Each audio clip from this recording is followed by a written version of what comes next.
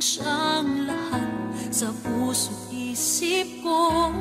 Bakit sinasaktan mo pa ako?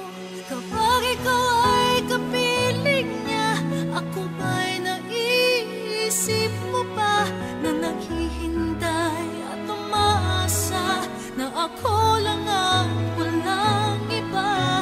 Naalala mo pa kaya ako kapag siya na ang kapiling mo? Nakikiusap ako at nagmamakaawa sa'yo.